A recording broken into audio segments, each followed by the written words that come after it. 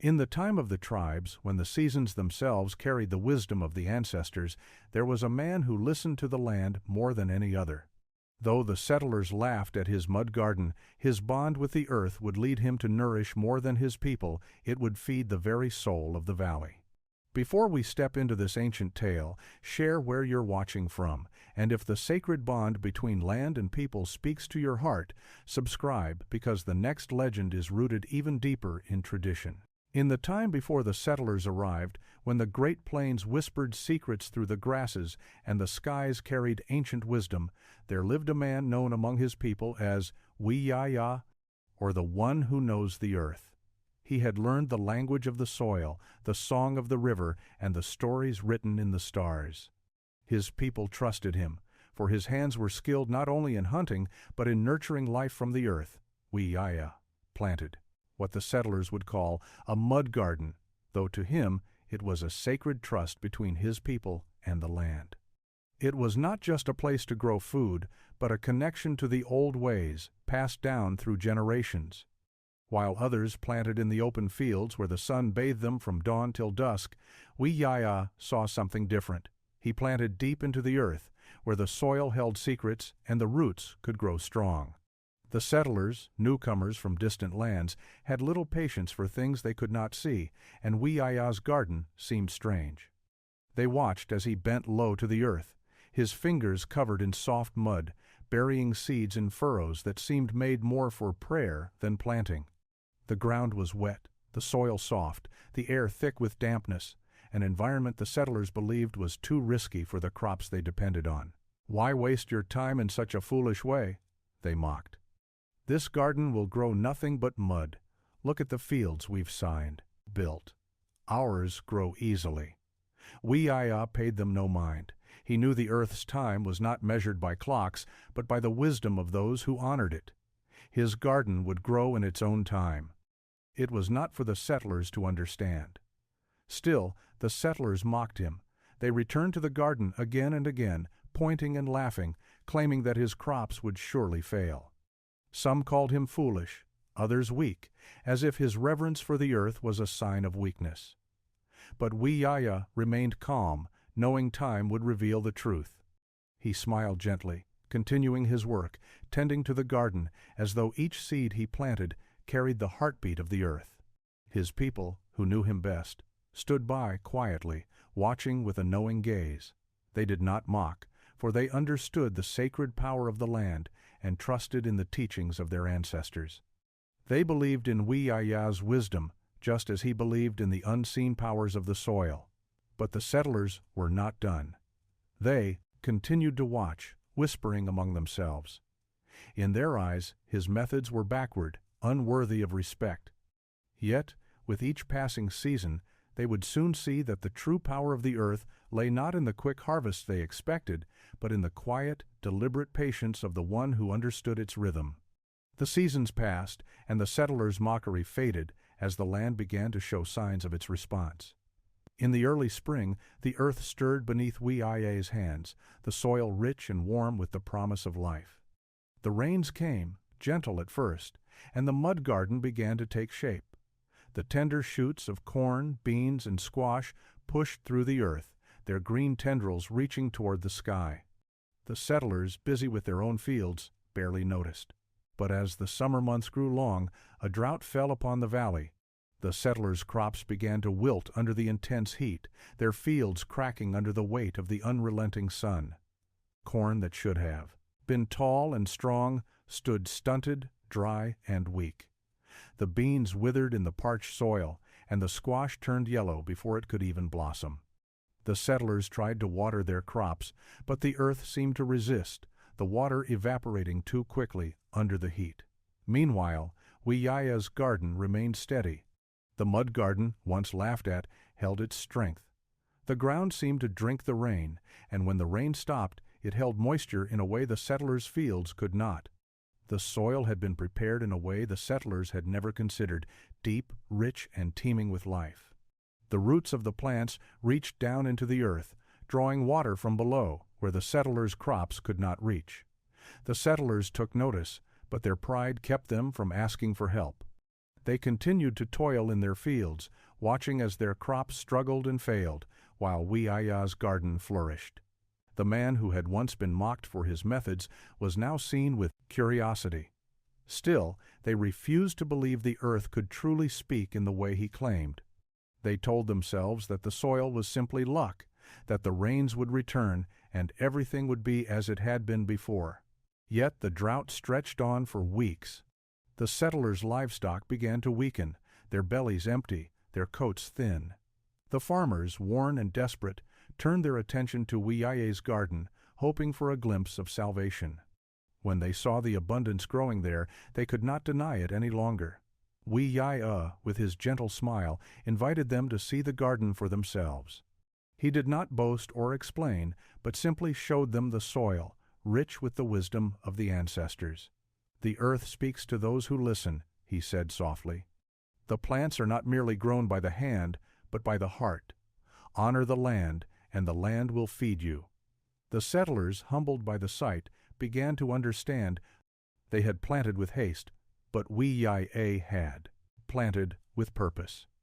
The difference was not in the amount of water or the size of the seeds, but in the understanding of the earth's needs.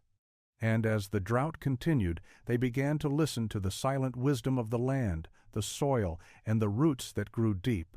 As autumn approached, the land seemed to settle into a peaceful rhythm. The days grew shorter and the nights cooler. The settlers, now more respectful of Weeaya's methods, began to learn from him. They started to mimic the way he worked the earth, planting with care and patience.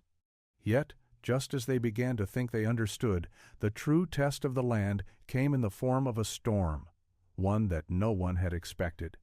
It began as a whisper in the wind, a shift in the air that Weeaya felt deep in his bones. The sky darkened, and the temperature dropped suddenly. The settlers, caught off guard by the change, hurried to finish their harvests. But it was too late. A violent storm descended upon the valley. Winds howled across the plains, knocking down fences and uprooting trees. The rain came in torrents, flooding fields and turning the dry earth into thick mud. The settlers scrambled to protect their homes and crops, but the storm was relentless. It seemed as though the earth itself had turned against them.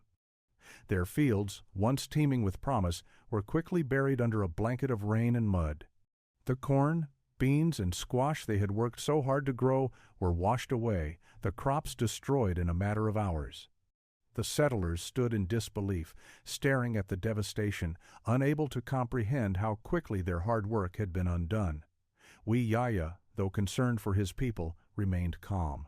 His garden, deep in the earth, was untouched by the storm's fury.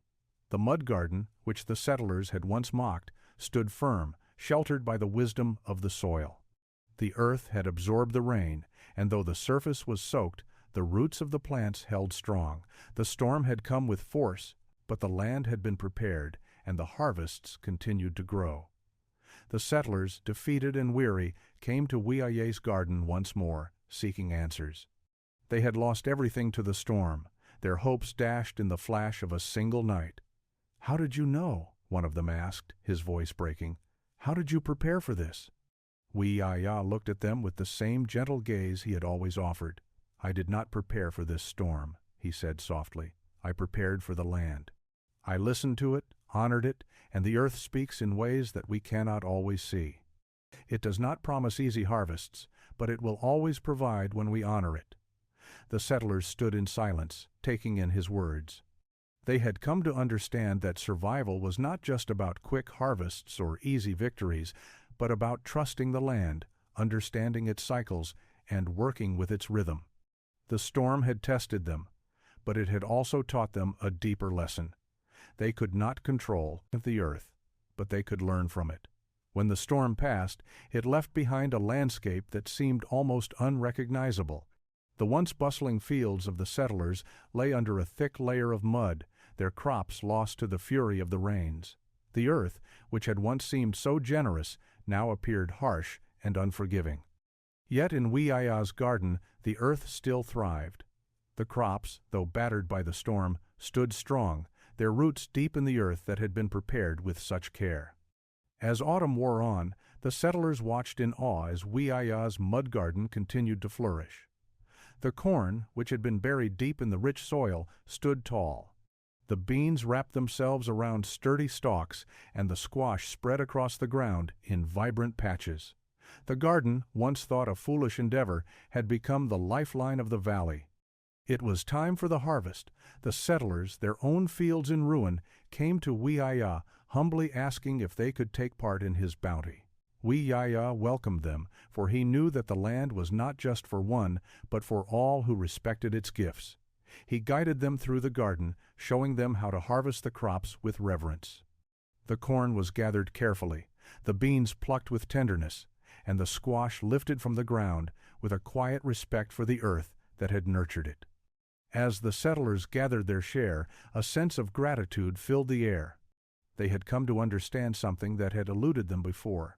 Survival was not about possessing the land, but about living in harmony with it. Weeaya had shown them that by listening to the earth, honoring its cycles, and giving back what it offered, the land would provide in ways they had never imagined. The settlers returned to their homes with baskets full of food, but Weeaya's generosity did not end there. He invited them to a great feast, one that would celebrate the harvest and the lessons learned. In the center of the valley, the people gathered around a great fire, the crackling flames casting long shadows across the land. The air was filled with the scent of roasting corn and beans, of squash cooked with wild herbs, and of meat from the hunt, all prepared with care and respect for the earth that had given it. As they sat together, eating from the bounty of Weeaya's garden, the settlers looked around at one another, their faces filled with wonder and humility. They had thought they knew how to survive in this land, but it was only now, in this moment of shared abundance, that they understood. The earth had provided not just food, but a deeper lesson, one of patience, respect, and humility. The garden, once mocked, had become the heart of their community, the place where they had learned to listen, to honor, and to live in harmony with the land. The feast was not just a celebration of food, but of the bond between the people and the earth. It was a reminder that when they worked together, when they listened to the land, they could weather any storm, and in doing so, they would thrive. As the years passed, the seasons continued their eternal cycle, shifting gently across the land. The settlers, who had once laughed at Weeaya and his garden, had come to honor his ways. They had learned from him that survival was not simply about growing crops, but about growing with the earth, understanding it, and respecting its rhythms. Their fields, once barren, now flourished. The settlers no longer worked the soil in haste. They tended it with patience and care, in the same way Weeaya had taught them. Weeaya's mud garden continued to thrive. The corn stood tall, its golden stalks swaying in the wind. The beans twined up their poles, and the squash spread across the earth, its orange fruits gleaming under the sun. The garden, once mocked as foolish, had become a symbol of strength and wisdom, and as the seasons passed, it became a place of reverence for all who came to see it.